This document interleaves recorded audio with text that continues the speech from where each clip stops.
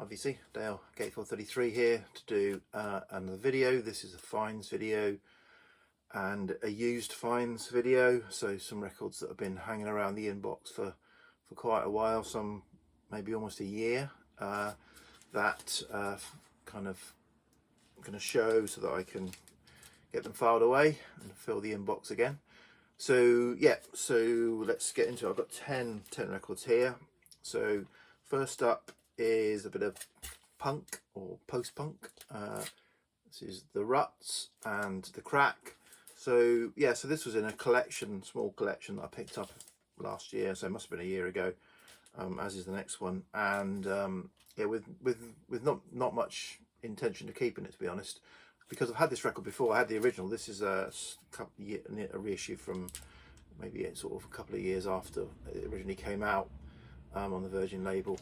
And yeah, so I thought, well, it's only Babylon's Burning and that's it, and I've got Babylon's Burning on comps and I don't need to have an album just for one track. But I played it and this was a really good punk and even rock album. It's just really enjoyable all the way through. So it's not just all about Babylon's Burning. There's plenty on here to enjoy. So yes, I don't know why I didn't hear that the first time when I had the original of this that I got rid of, but sort of glad I came across this version. It's in really nice condition, and I gave it a spin. Okay, this next one is in fact these next two I've got a little bit of a theme. So this next one is the Ramones, Rocket to Russia. It was also in that collection. So yeah, so I've got the Ramones debut album that I've had for years and years and years and never really enjoyed it. I've got it more because it's like it's an album that I should have rather than I want to have. And so again, I got this in the collection. I was going to sell it, but thought, oh no, I'll give it a spin, and absolutely, really enjoyed this far more than the debut. So it's just a really enjoyable album. The Ramones, a lot of their stuff is quite similar, but which is what the thing that's kind of put me off them a bit. I think I had a comp CD years ago of them, and I just thought it's all the same sort of stuff, the sort of 1 minute 50 absolute kind of bangers, but you get a bit bored of that. But no, this had a good flow to it, and yeah, I just really enjoyed it. So yeah, don't know why it landed with me much better than their debut, but yeah, so that was a good listen. And this is similar as well. This was in another small batch of records that I picked up from somebody earlier this year, and this was in the box, sort of almost stopping the records, breaking the box rather than being any one of the records. But this is the Pretenders, Learning to Crawl. So again, the Pretenders debut, I've had the debut and I've had two. I've got rid of two, but I've always kept the debut because again, it's another album that just has to be in the collection. But I think I've shown it previously on my Lost in the Collection videos and just thought, well, it's okay, but I don't love it as much as I'd like to. But this, really enjoyed this. It's got the singles Back on the Chain Gang, Thin Line Between Love and Hate, and 2000 Miles. In fact, 2000 Miles is probably the song I like least on this album. It was a song I was never that in love with it when it was out originally. But the song that really I really enjoyed on here was the closing track on side 1, Show Me.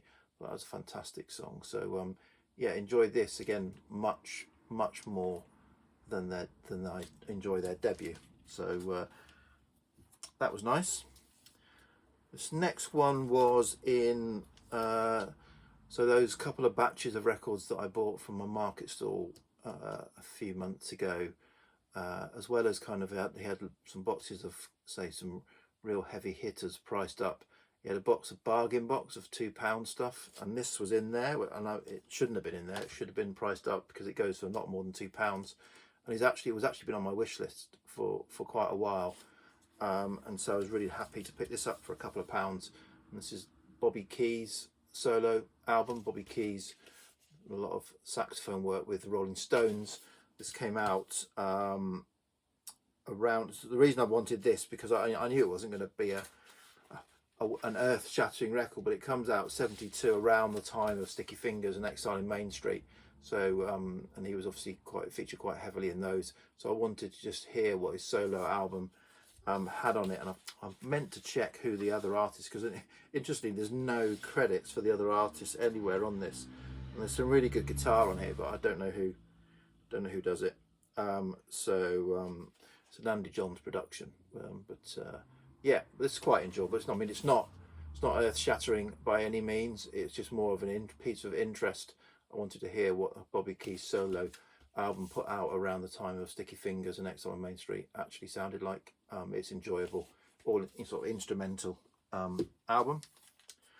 Okay, these next two albums are my first venture on, certainly on vinyl LP, for these two artists, which may be a bit shocking. So this first one was from a record fair, probably February, something like that, and it is Al Green's Greatest Hits.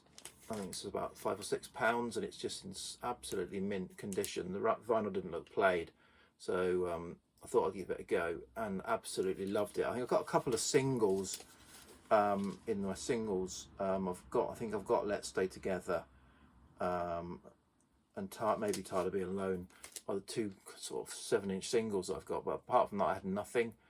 I have a CD best of, but this was really, really enjoyable. Flows really nicely, and as I said, it was in pristine condition. So really happy to pick that up for £4 or £5. And another £4 or £5. This is one of the market stall. This is my first music by the Staple Singers. Probably not the place to start, but it was there. So it wasn't much. The cover's a bit grubby, US press, but the vinyl again is pristine, plays really nice. And this is interesting because it's a blaxploitation, but it's not that big funky blaxploitation sound. It's really mellow, really mellow. Obviously Staple Singers sort of gospel soul, but really mellow album. So yeah, enjoyable. Again, probably not going to blow your socks off, but I really enjoyed it. So nice to have in the collection. So is it from Staple Singers? Obviously it's on the Curtain label, so it's Curtis Mayfield, and you can hear the Curtis Mayfield songs, if you like. I'm presuming a lot of the songs were written by Curtis Mayfield, because they certainly sound like Curtis Mayfield songs. Yeah, it's for Let's Do It Again. Not seen the film. Okay, what we got next? We've got 4 left. So the next one again is from a record fair. I don't know if it was the end of last year or beginning of this year. And this is the final, I think it's the final studio album by the Triffids, Australian band, the Triffids. So I think I've got all bar one. I need to get one more Triffids albums. Born Sandy Devotional is fantastic and by far my favourite.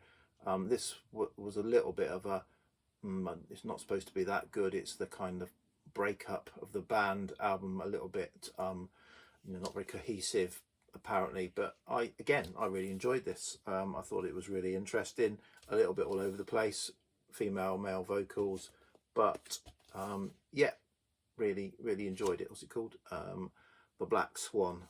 So on the Island, yeah, on the Island label, I think it is, isn't it? Yeah, Island label from, I want to say 90 or something like that. 89, I was close. 89. Okay, so this is an eBay purchase. Don't do much eBay purchasing. Handful of albums a year probably on eBay. I've got quite a few safe searches. This is an album I've been after for a long time, and had it in my hands at a record fair, along with a Gene Clark album, and the guy, I think that between the two of them they were 60 odd pounds, and he would only round it down to 60, and I wanted to pay 50. So I put them back in a bit of a huff. It was quite early on in the record fair, and thought I'll go around and come back. And when I came back, it had gone. So there was a lesson. Yeah. So this is another Lee Hazelwood album. This is a UK original, 68, press, just really nice condition. Yeah,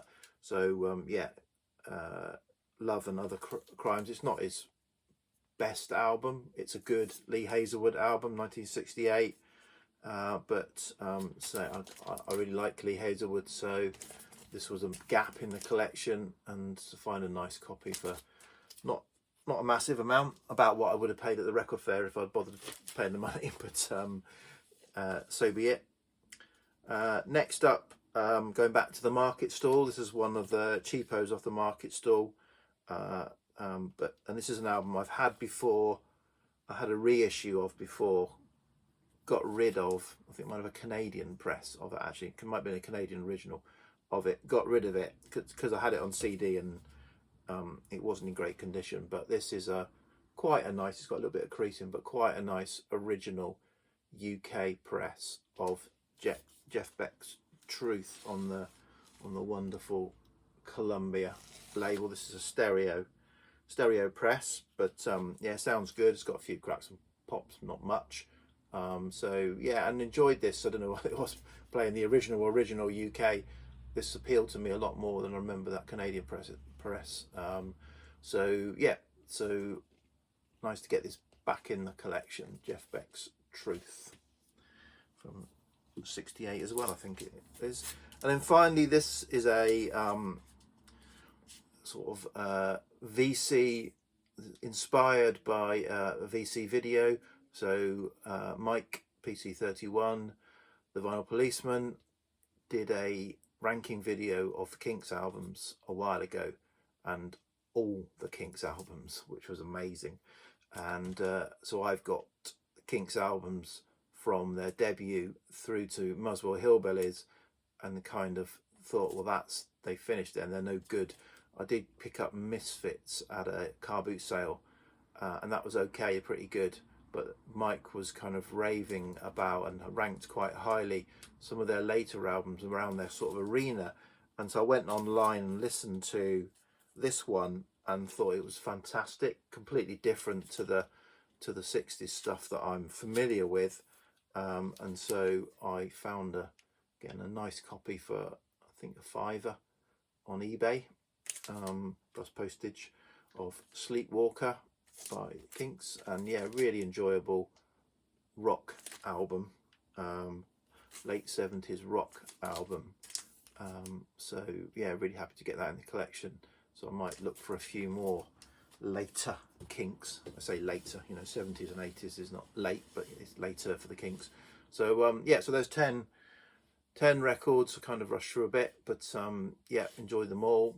And I'll back with a sort of newish finds at some point, no doubt. So yeah, I've got record fair tomorrow that I'm probably going to go to. So right, cheers VC, bye.